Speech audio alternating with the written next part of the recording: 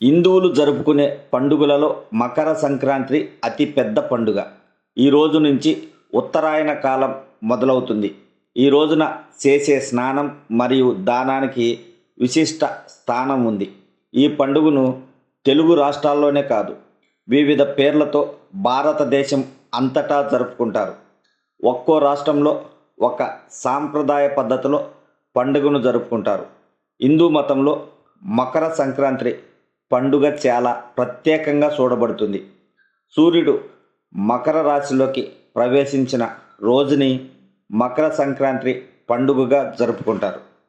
పండుగలలో ముఖ్యంగా ఉత్తరాయణ పుణ్యకాలమైన సంక్రాంతి రోజున ధాన్యం, ఫలాలు, విసనగర, వస్త్రాలు, కాయగూరలు, దుంపలు, నువ్వులు, చెరుకుగడ్డలు ఇలా పలు రకాల వస్తువులు దానం చేస్తారు. ఇవే కాక ఇదే రోజున గోదానం చేస్తే స్వర్గం వెళ్తారని ప్రజలు విశ్వసిస్తారు. పండుగలో భాగంగా భోగి పండుగ రోజున తెల్లవారుకు ముందే 3 గంటల నుంచి 4 గంటల మధ్యలో అందరూ లేచి భోగి మంటలు వేస్తారు. ఆ కాలంలో ఉండే చలిని పారదోలడానికే కాకుండా ఇంట్లో ఉండే చీపుర్లు, తట్టలు, విరిగిపోయిన బల్లలు ఇలా పాత వాటిని వదిలేసి కొత్త వాటితో నూతన జీవితం ఆరంభించడానికి ఈ రోజున భోగి మంటలు వేస్తారు.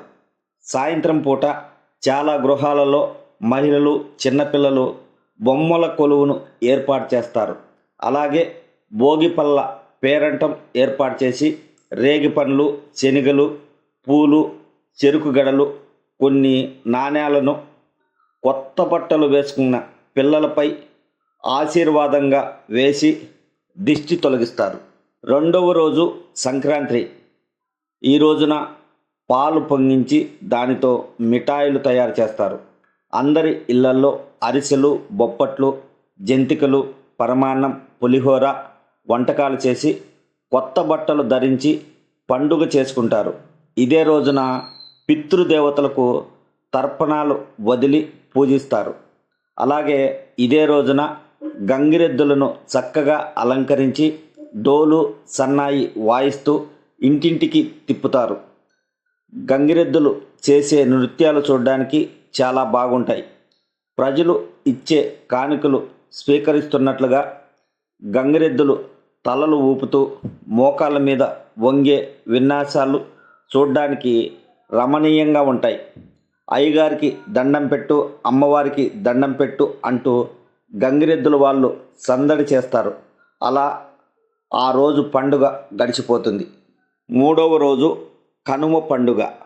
వ్యవసాయంలో తమకు ఎంతో చేదోడు వాదోడుగా ఉన్నందుకు పశువులను పూజించడానికి జరుపుకుంటారు. ఈ రోజున వడలు చేసుకోవడం ఆనవాయితీ. కనుమ రోజున మాంసాహారం తినడం ఆంధ్రదేశాన ఆనవాయితీగా వస్తుంది.